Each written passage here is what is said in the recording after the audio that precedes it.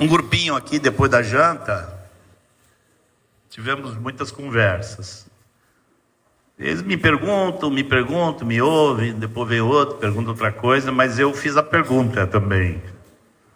O que vocês pensam? Perguntei para eles. Essa geração de vocês está pronta para aquilo que parece que está vindo? Está pronta? Eu acho que a gente nunca está pronto antes de passar pelo problema.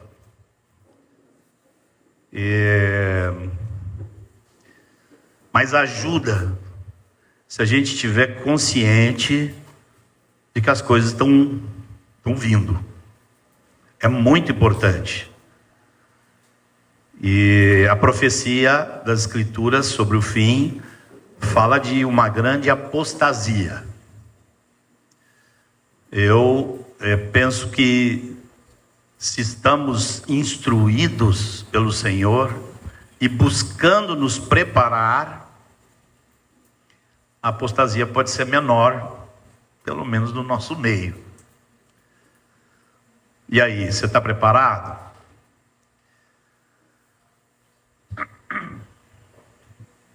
Em 2016, acho que eu já contei isso hoje de manhã, eu nunca lembro o que eu falei, o que eu não falei. A turma é paciente. 2016, entusiasmado, que finalmente a gente estava começando a entender com mais clareza sobre as questões referentes à volta do Senhor. Eu estava lá entusiasmado lendo Apocalipse, né?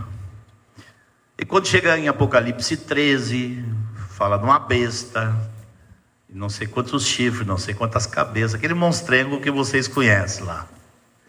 Obviamente está falando de política, né? Na Bíblia, toda vez que você vê figuras simbólicas assim de chifres, está falando a poderes, governos, né? Então eu estava lendo ali em Apocalipse 13, e chegou um momento que eu orei ao Senhor. Eu estou falando de 2016, tem 8 anos. Aí eu orei ao Senhor e perguntei: Senhor, esse negócio todo aqui já está acontecendo? E aí aquela voz amada me disse: você quer saber da Bíblia? Fala comigo. Se você quer saber do que está acontecendo, vai estudar o que está acontecendo. Eu disse: mas eu não quero, não gosto. E a mesma voz disse: não, agora você vai. Eu digo: não, vai, tá bom. Lá fui eu tentar entender o que estava acontecendo. Aí, obviamente, a gente acaba tendo que saber. Eu estava conversando aqui também com o pessoal, porque surge a pergunta sobre política. Eu lá em 2016, o que eu reparei, estudando como o Senhor tinha me mandado, se você não sabe o que está acontecendo no mundo, nem opine sobre o Brasil, nem dê sua opinião de bolso isso, Lula aquilo.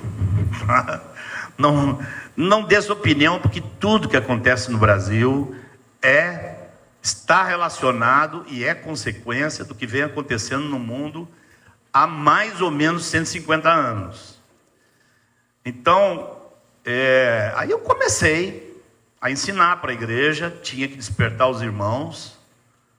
Tinha irmão que achava que Deus pode não ficar irritado com você se você votar em abortista. Então você não conhece nada sobre Deus. Se você acha que isso é um negócio tranquilo, vou lá, voto lá num abortista. Depois não diga que eu não avisei, que Deus fica com raiva, né? Lá vou eu estudar, tentar ajudar a igreja, tentar começar a entender o que está acontecendo no mundo. O processo todo depois recrudesceu muito a partir da 2020, com o bichinho, né? Mas agora à tarde eu estava lembrando de uma história. Nós estávamos hoje pela manhã falando sobre esse mundo tenebroso.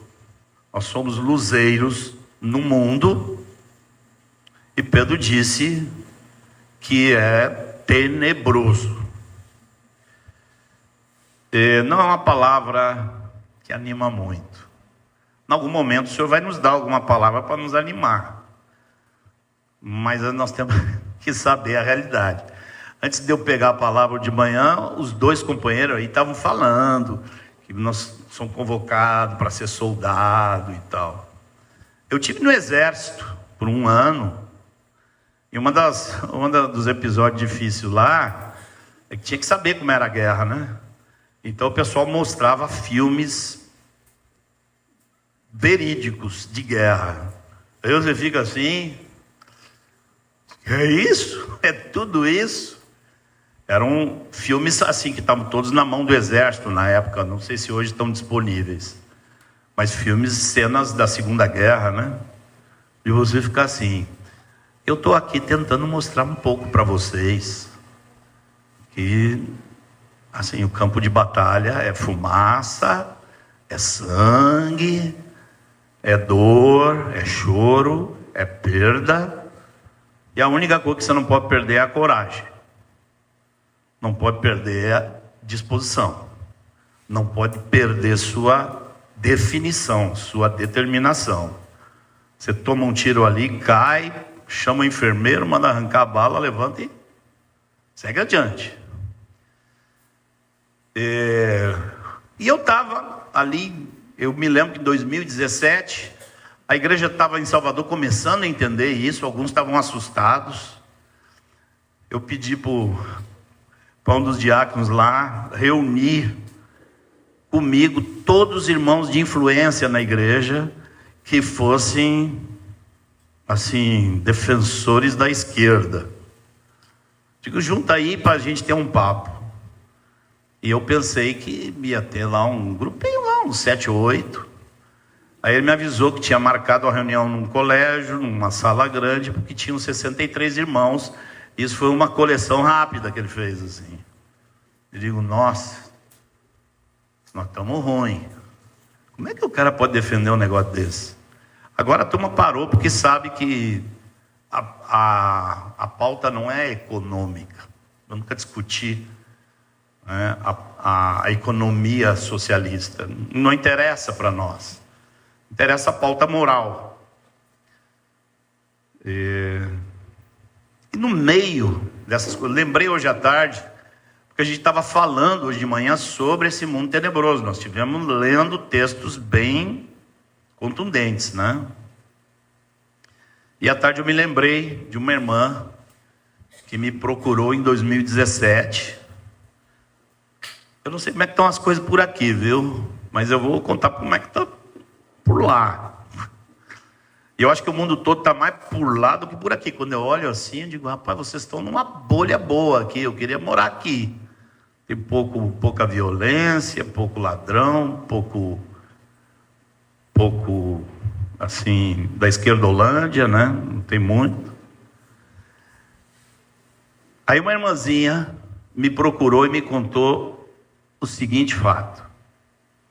Ela me disse assim, Marcos, ela trabalha numa faculdade pública em Salvador e ela estava fazendo uma graduação lá, um mestrado. E aqui agora você pode deixar ligado, que são fatos, não é opinião minha.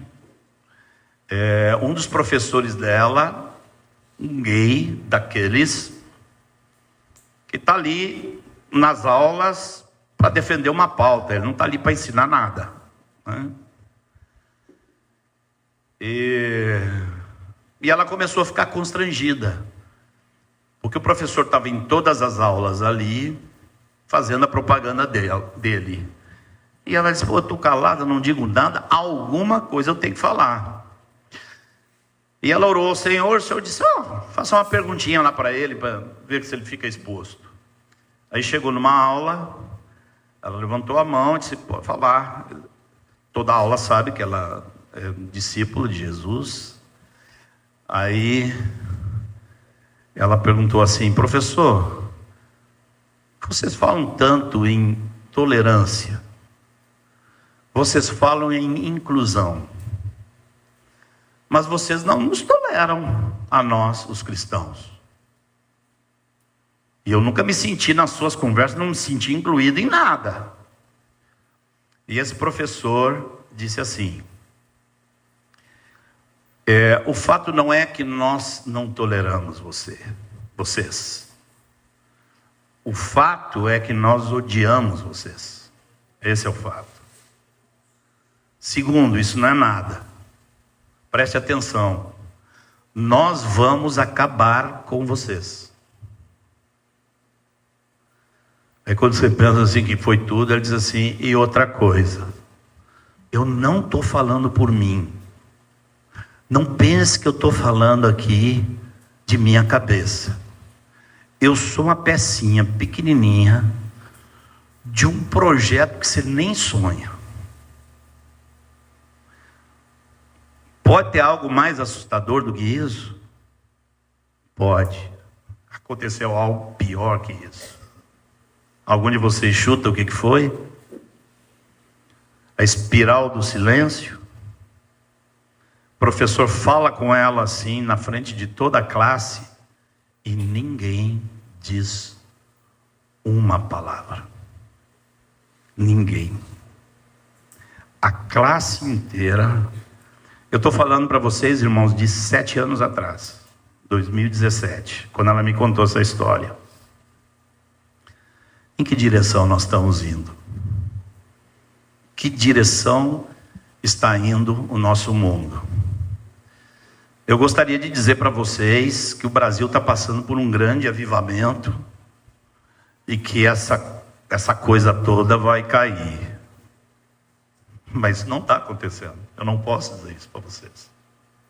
Eu tenho que dizer para vocês o que está acontecendo. Eu sei que fica chato. E eu estava aqui na mesa convidando alguns. Quem mais quer ser chato? Porque não tem jeito. As coisas estão acontecendo. Mas será que não... Eu disse, pode mudar. Pode mudar. Mas não muda esse quadro. Primeiro, se nós estivermos no fim dos tempos mesmo, esse quadro não muda. Segundo, vai que não estejamos nos últimos dias.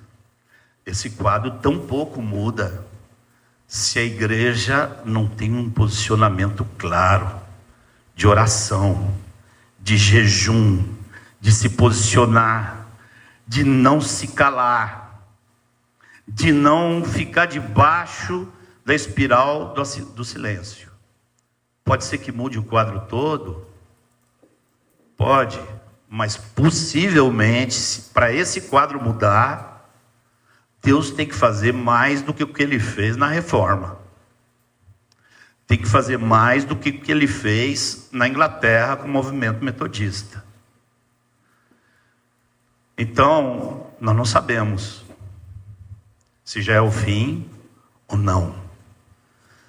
Mas não podemos ser pegos de surpresa. Não podemos ser pegos de surpresa. Nós temos que saber o que está acontecendo. Falando em saber o que está acontecendo, eu tenho um negócio aqui que eu queria ler para vocês. E tem um irmão aqui que eu acho que é de Panambi, que estava conversando comigo lá na rua antes da janta. Você não pode falar, viu, irmão?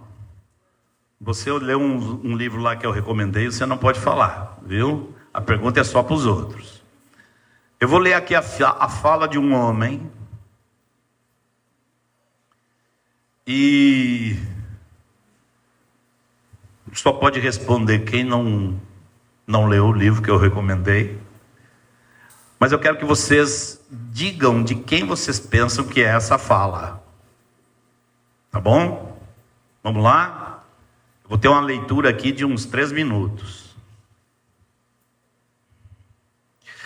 O que nós devemos fazer com essa maldita e rejeitada raça de judeus? Primeiro, Suas sinagogas devem ser queimadas, e as partes que não queimarem devem ser enterradas ou cobertas com sujeira, para que ninguém possa ver uma cinza ou pedra delas. E isso deve ser feito e por todos nós. Em segundo lugar, suas casas devem ser de igual maneira derrubadas e destruídas, porque nelas eles cometem as mesmas coisas que fazem nas sinagogas. Por essa razão, eles devem ser colocados sob um mesmo teto ou um estábulo com ciganos, como ciganos, para que eles possam perceber que não são mestres em sua terra, como eles alardeiam, mas cativos miseráveis. Em terceiro lugar, eles devem ser privados de seus livros de oração e talmudes, os quais ensinam sua idolatria, mentiras, maldições e blasfêmias. Em quarto lugar, seus rabinos devem ser proibidos, sob ameaça de morte, de ensinar mais. Quem quer chutar quem falou isso? Chutou no alvo. Agora você leu o livro, não? Mas você sacou. Quem falou isso aqui foi Lutero. Modelo para a igreja evangélica. Reformador. Se você vai, as manifestações de católicos são semelhantes. Se você vai aos calvinistas, está entupido de declarações desse tipo.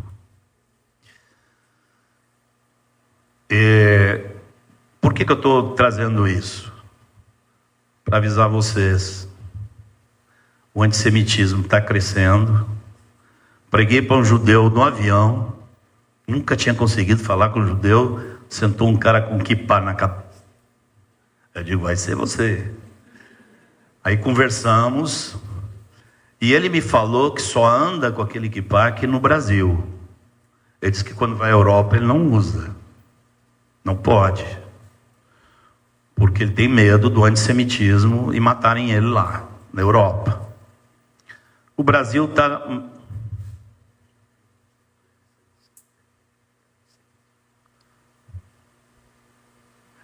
O Irineu está perguntando para eu perguntar para vocês se vocês todos entendem o que é o antissemitismo.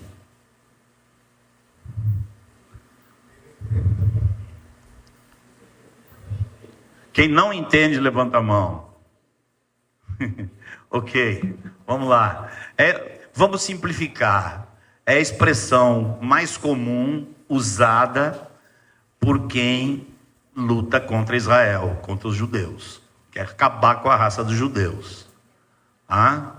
Não se esqueçam de que Hitler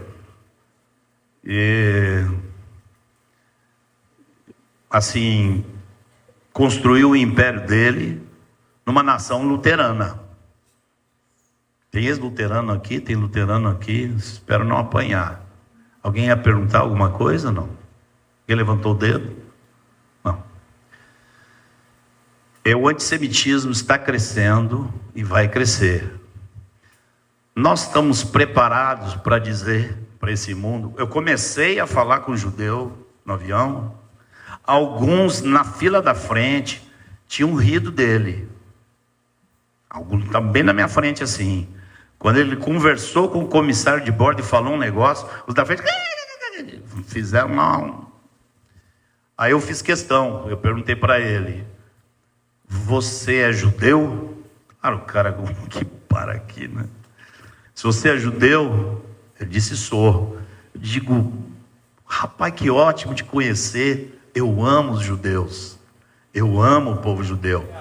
Silêncio na frente, silêncio atrás. E todo mundo já viu que tinha pastor e um judeu ali.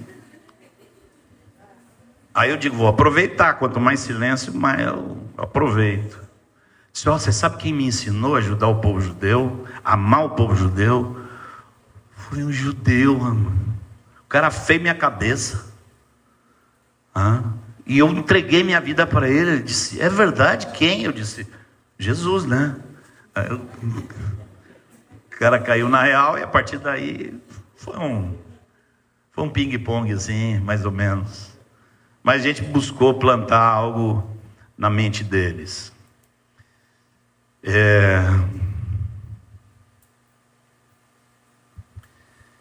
Ali no ano de 2017, nos estudos eu comecei a buscar orientação de Deus, o que ler, aonde ler, aprender com quem, porque é uma parafernália esse mundo aí, né? Eu descobri que o mais difícil não é achar, assim, gente que esteja dando informação. O mais difícil é descobrir naquela panela toda o 1% ali que é informação, porque o resto é tudo contra-informação e confusão. E eu, na época, me inscrevi num canal, nem sei se os caras são da Europa ou dos Estados Unidos, mas é um tal de Gatestone Institute. Recomendo, se você quiser, entra lá, põe seu e-mail, eles mandam e-mail para você todos os dias. A única coisa que você não vai é acreditar no que está escrito nos e-mails. Não vai acreditar.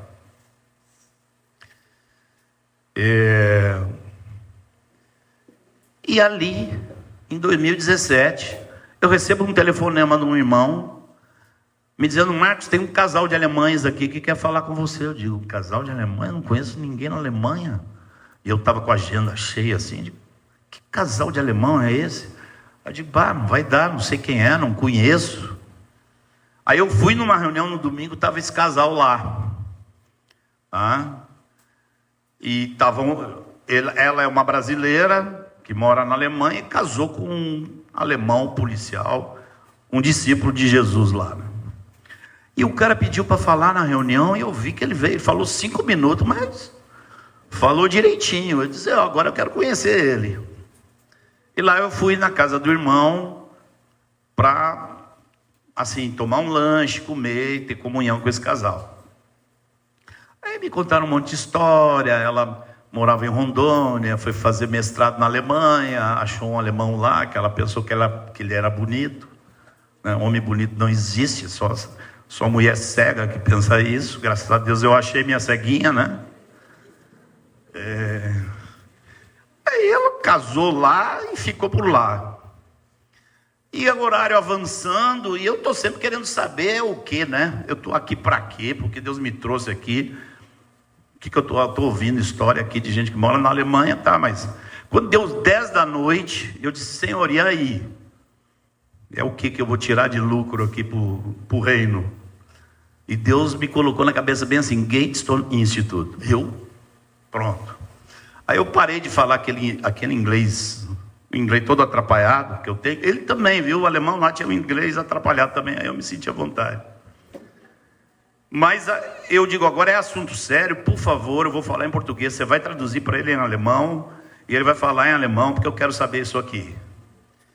Aí eu contei que eu estava recebendo e-mails desse tal de Gatestone Institute, que estava, tipo assim, desnudando a situação na Europa. E que eu achava, assim, meio exagerado, não dava para acreditar. Eu perguntei para ele, é assim? Ele virou para mim e disse, não, é muito pior. Pior? Eu não estou acreditando no que está escrito. Você está me dizendo que é pior? Eu digo, é pior. Eu disse, como? Ele me disse assim, Marcos, na cidade onde nós moramos, um muçulmano entra no mercado, enche o carrinho, sai sem passar pelo caixa. E os fiscais estão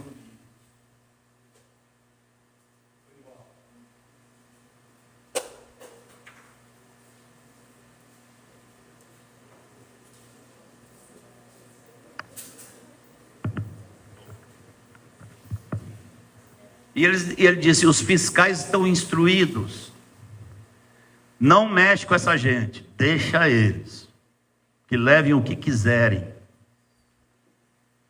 Aí quando eu fiz, eu sou muito cheio de cara, né? Com essa careta para lá. Alguns se assustam. Só minha mulherzinha que não se assusta mais, porque ela já conhece as caretas, tudo. De vez em quando eu faço uma careta imprópria e tem que ir atrás dela para pedir perdão, mas... eu fiz assim, como? Aí a menina, a filha deles, ela estava na época com 14 anos, a menina me disse assim: tio, um muçulmano lá entra na loja da Apple, olha assim, diz: eu quero aquele. O balconista vai lá, pega, entrega na mão dele, ninguém nem escreve nada. Tá assim? 7 anos atrás. Toda essa onda, você sabe que a gente é o quintal do hemisfério norte, né? Nós somos o quintal do hemisfério norte. Vai tudo, começa lá e depois chega aqui, né? Chega atrasado aqui, mas chega. Estejamos preparados, irmãos. Nós não vamos ter que defender apenas o nome de Cristo. Nós vamos ter que defender os judeus contra o antissemitismo. Por quê? Porque Deus ama esse povo. E não tem como discutir com Deus.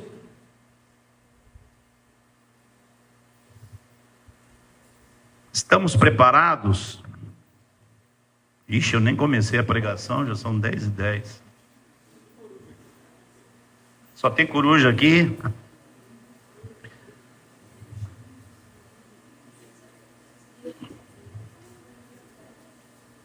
Vamos ler o texto. Nós lemos hoje: desenvolvei a vossa salvação com temor e tremor. Nós vimos isso lá em Filipenses 2. Amém? Eu acho que alguém andou perguntando para Pedro: como é que faz esse negócio? Como é que faz isso? E Pedro resolveu dar uma dica na segunda carta dele. Então vamos abrir agora em 2 Pedro.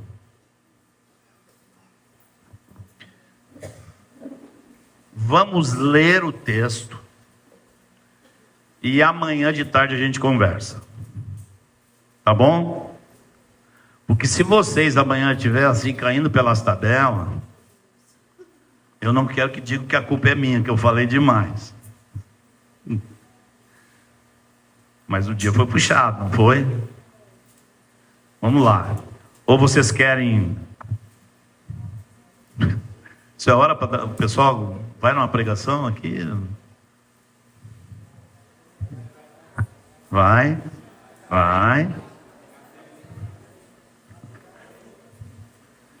É fácil dizer vai. Eu quero ver quem é que está torcendo para não acontecer e não diz não. Aí tem que ser corajoso. Vamos lá, 2 Pedro capítulo 1.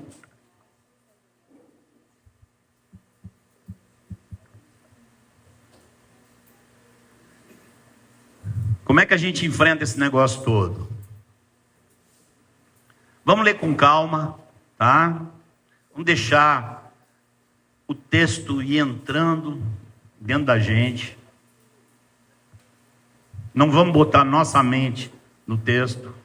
Vamos botar o texto na nossa mente.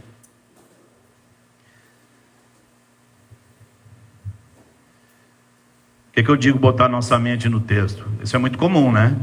Você já tem um pensamento, vai lá e interpreta tudo à luz do pensamento que você já tem. Ler como se nunca tivesse lido. Visto como, pelo seu divino poder, nos têm sido doadas todas as coisas que conduzem à vida e à piedade. Vamos ler de novo? Pelo seu divino poder, nos têm sido doadas todas as coisas. Eita, estou ficando velho mesmo. 2 Pedro, capítulo 1, versículo 3. Significa que tinha que ler de novo. Ótimo, obrigado. Visto como, pelo seu divino poder, nos têm sido doadas todas as coisas que conduzem à vida e à piedade. O que é piedade? É uma vida santificada. Aqui está falando que nós precisamos ser conduzidos a uma vida, que é a vida de Deus, e uma vida piedosa. Uma vida de oração, uma vida de contemplação, uma vida de meditação, uma vida de pregação, uma vida de doação, uma vida de serviço aos pobres. Isso é uma vida piedosa. E aqui está dizendo que tudo que é necessário para que nós tenhamos essa vida já foi doado. Ou seja, quando Jesus disse está consumado, estava falando disso. O que ele tinha que fazer foi feito. Não falta mais nada. Tudo que é necessário para sermos santos e termos uma vida piedosa já nos foi doado. Não temos que esperar Deus fazer um negócio assim. Já fez. E o que é necessário para sermos santos já nos foi dado. Aonde? Ele vai explicar aqui agora. Pelo conhecimento completo daquele que nos chamou para a sua própria glória e virtude. Então, já nos foi doado, mas como nos apossamos daquilo que nos foi doado? Conhecendo a Deus por meio de Jesus Cristo. Tudo que é necessário que você e eu saibamos para viver uma vida plena está na pessoa de Cristo. É acessível a nós. É acessível à pessoa mais iletrada. Me lembro quando o Ivan começou a ir a Salvador, ele disse: vocês já pensaram que vocês têm que ter condições de que um pescador aqui na cidade seja um pastor? Eu digo, um pescador? Se vocês não tiverem condições para isso, vocês não estão fazendo o que Jesus fez. Porque Jesus revolucionou o mundo com pescadores. Ou seja, o conhecimento completo do Senhor, ele é simples, acessível a todos nós. Como você obtém esse conhecimento? Simples demais, gente. Olhando firmemente para o autor e consumador da fé. O que é olhar firmemente para Jesus? O que é contemplar a Jesus? Me faz lembrar alguns retiros de jovem que eu tive anos atrás, que quando batia aquele negócio e dava uma emoção e tinha gente caindo no chão e um negócio assim, de repente sempre tinha 2, 3 jovens que diziam: tio, eu não consigo. Não consegue o quê? Aí está todo mundo assim, mas eu não consigo ficar assim. Eu digo: e quem disse que você tem que ficar? Esquece. Não está dizendo que você tem que ficar emocionado. Está dizendo que é para você olhar para Jesus. O que é olhar para... Alguns ficam assim. Será como é que é a cara dele? Eu acho, inclusive, que ele humanamente ele devia ser bem feio. Porque está escrito lá e nele não vimos nenhuma formosura. Eu não me admiro chegar lá, tem um nariz desse tamanho assim, bem judeu.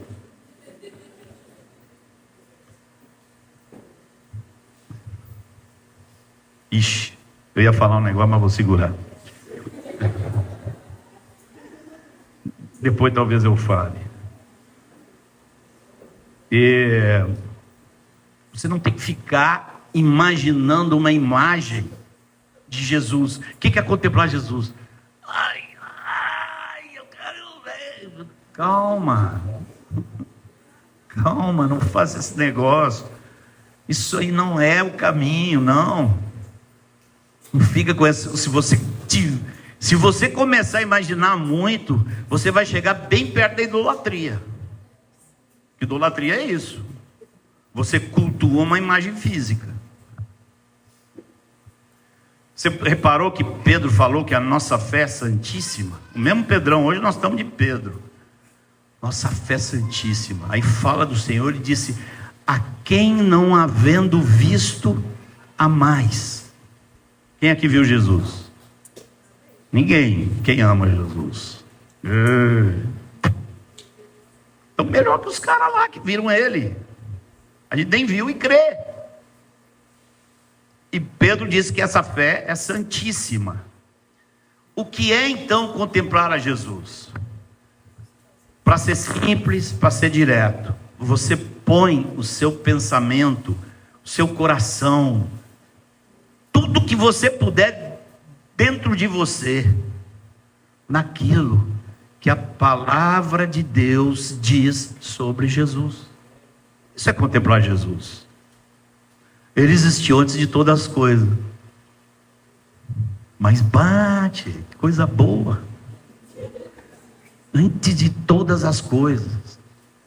Acorde de manhã, olhe para Jesus na eternidade e já saia largando. Deus, eu te amo demais, que negócio é esse?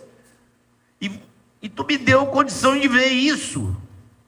O Espírito de Deus está dentro de nós e nos capacita para ver um negócio desse. Né? Para menos que os caras dizem que nós somos malucos, né?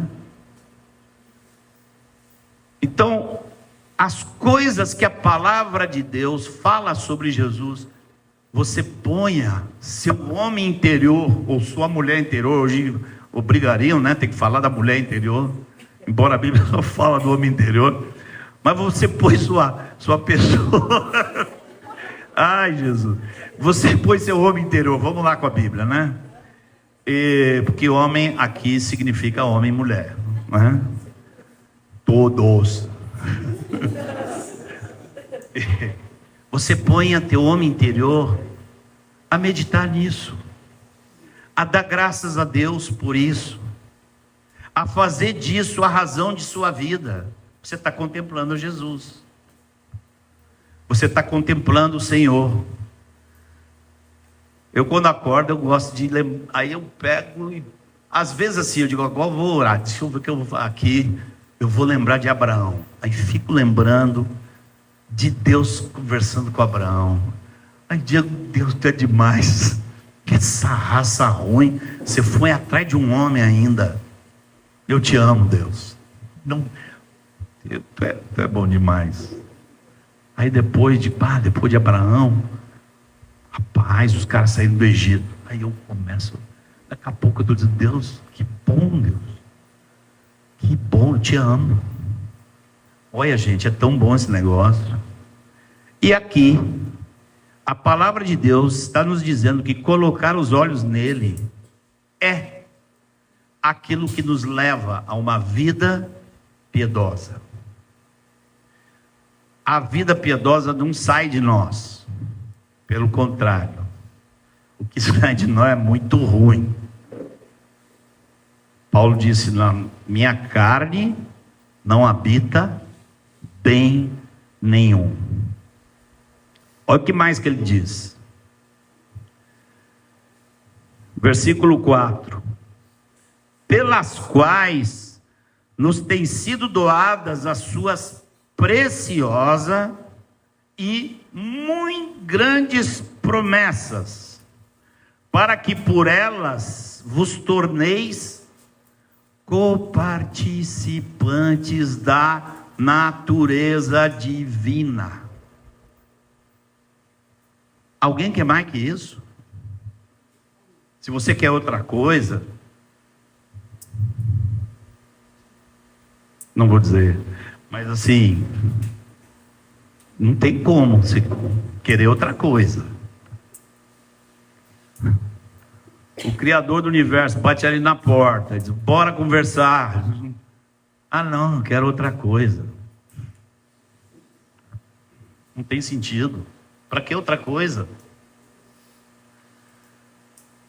Olhando para isso, tendo isso com firmeza, e ele diz: para que vos torneis participantes da natureza divina. Até hoje eu não entendi a amplitude disso aqui. Se alguém entendeu, me explica depois, porque até hoje eu não entendi. Agora ele encerra dizendo que tudo isso vai nos livrar, livrando-nos da corrupção, livrando-nos do apodrecimento, livrando-nos da corrupção das paixões que há no mundo. E essa aqui é a promessa. Amanhã nós vamos ler o restante, porque o restante pega o outro lado da moeda. Mas hoje vamos ficar com isso aqui. Amém? Se você chegar para Deus e disser assim: Deus, está faltando muita coisa. Deus diz: está faltando nada. O que tinha que fazer eu já fiz. Todas as coisas, a vida e a piedade, te foram doados pelo conhecimento. Aí, esse negócio de conhecimento completo, eu confesso a vocês que também não entendo bem. Porque eu entendo que nós vamos passar a eternidade toda conhecendo a Deus. O que ele quer dizer aqui com conhecimento completo? Muito provavelmente significa o conhecimento todo que nós podemos ter ainda nessa vida. Conhecimento que nos foi dado, mas que Paulo disse com toda clareza: lá na frente nós vamos ver face a face. Hoje nós vemos assim. Lembra que o espelho naquela época era meio borrado assim, não é que nem o espelhinho de hoje. Nós vemos como que por espelho. O cara parava na frente do espelho e via um cara meio torto, né? Então Paulo usou essa figura. Hoje nós vemos como que por espelho, mas lá naquele dia nós vamos ver face a face. Irmãos, não há outra coisa, não tem mais nada. Paulo chega lá em Atenas e começa uma prosa lá para falar com os filósofos. Era epicureu, era estoico, era não sei o que. Aí vem lá Paulo: eu estou aqui, passei por lá e vi vocês, um Deus desconhecido. É desse Deus que eu quero falar para vocês, porque dele nós nos movemos. Paulo navegou, né? Paulo queria alcançar os filósofos ali, entrou na linguagem deles, mas no fim, quando ele começa a falar da ressurreição dos mortos, os caras dizem: quem é esse tagarela? Aí Paulo sai de Atenas e vai para Corinto. Depois, anos depois, ele escreve a primeira carta aos Coríntios. E ele disse: irmãos, quando estive entre vocês, eu tive com temor e tremor, porque eu não queria saber outra coisa, a não ser Jesus e ele crucificado. Lá em Atenas fui inventar, filosofar muito. O negócio complicou, eu cheguei aí, digo: será que eu já perdi meu ministério? Paulo chegou apavorado em Corinto. Aí ele disse: o que é que eu falo? Esquece esse negócio lá e fala de Jesus Cristo e esse crucificado. Não tem outra coisa. O que você tem? Sua vida. O quanto você é? O quanto você tem de Jesus. Você é o que você tem de Jesus. Quanto mais de Jesus, mais rico. Então, não tem outro caminho para nós. Conheçamos e prossigamos em conhecer ao Senhor nosso Deus. Aí você diz assim: mas eu já estudei todos os pontos sobre Jesus. Vai lá, você já estudou, ótimo, agora vai e pensa, medita, põe teus olhos, porque é isso ali. Gente, não é simples demais? Não é simples demais?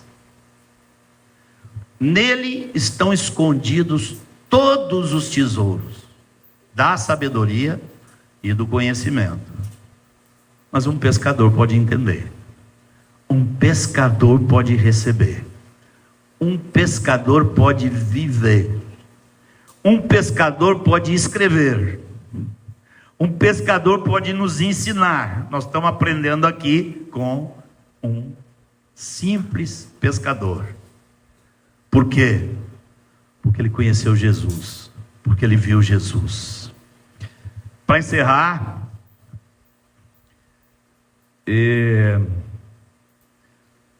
nós lemos hoje pela manhã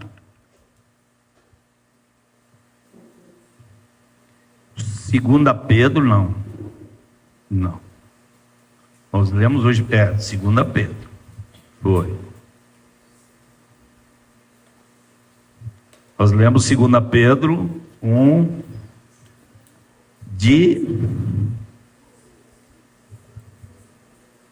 Ixi, eu já estou confundindo a mensagem de agora com a de manhã. Coisa de velho, fique tranquilo. Qual é o texto que eu estava lembrando aqui? Tinha um texto sobre, eu já falei, que ele falou que a nossa fé é santíssima, que ela é como ouro puro refinado. E queria dizer assim, um detalhe mais.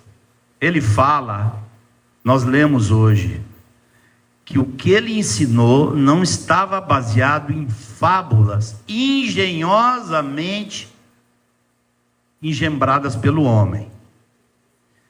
Isso, irmãos, nós precisamos pegar, porque na nossa vida com o Senhor aparecem as dúvidas. As dúvidas surgem. E você tem que saber como combatê-las. E você tem instrumentos para combater as dúvidas. E eu vou dizer para vocês, na minha vida lá atrás, me foi muito importante entender que a nossa fé não está baseada na fé. Não tenha fé na fé. Alguns dizem: eu tenho muita fé. Fé no que? Na fé. A nossa fé está baseada em dados históricos. Tem testemunhas. Existem livros inúmeros, escritos durante séculos no Velho Testamento. E a realidade da igreja, ela está por todo lugar na história, desde o princípio. Então, a nossa fé está fundamentada em fatos. O fato de que Jesus encarnou, o fato do tipo de vida que ele viveu, isso é registro histórico. Vocês sabem como é que fazem hoje os arqueólogos quando encontram escritos? O que eles fazem para medir a credibilidade de um manuscrito que foi encontrado aí num sítio arqueológico? Eles fazem duas provas. A primeira é: quantas cópias existem desse tema ou dessa pessoa? Você sabe quantas tem de Platão, de Sócrates? Nenhum deles passa de 10 cópias de coisa nenhuma. E Jesus? E o Novo Testamento? Mais de 5.000 cópias. Dá para sustentar a nossa fé? Cremos em fatos. Outro exame que eles fazem: qual o tempo que passou entre o fato que está sendo narrado e quando o documento foi escrito? Quanto tempo passou entre o fato e o documento? Todos esses caras que você vai na faculdade, que falam de fulano, de beltrano, de mengano, geralmente é no mínimo 1000 anos. Entre o tempo que o documento foi escrito e o fato que o documento está narrando. A maioria deles é mais de 1000 anos. E o Novo Testamento? 20, 30, 40, 50 anos depois, já estava sendo narrado. E os escritos que são encontrados são daquela época. Eu falo isso porque eu sei, gente, que às vezes a gente tem dúvidas. Eu estou mostrando aqui para vocês, quando eu digo a gente tem dúvida, é porque eu já passei por dúvidas. Eu sei como funciona. Senhor, que o Teu Espírito nos instrua a colocarmos nossos olhos em Teu Filho. Que Teu Espírito nos instrua. Não há outro a quem queremos amar mais do que a Ele. Não há outro que nos interesse mais do que Ele. Não há outro com quem queiramos viver a eternidade toda mais do que Ele. É claro, Senhor, nós queremos estar todos juntos. Nós queremos desfrutar da comunhão com todos na eternidade. Nós queremos, Senhor, que nenhum aqui se perca. Que nenhum aqui, Senhor, apostate. Que nenhum seja vencido por temores ou por dúvidas. Sim, Senhor, mas acima de tudo, nós nos alegramos e queremos nos animar uns aos outros, lembrando que estaremos para sempre contigo. Graças, Senhor, graças por esse tempo, por esse retiro, por esses irmãos preciosos. Muito obrigado, Senhor, em nome de Jesus. Aleluia.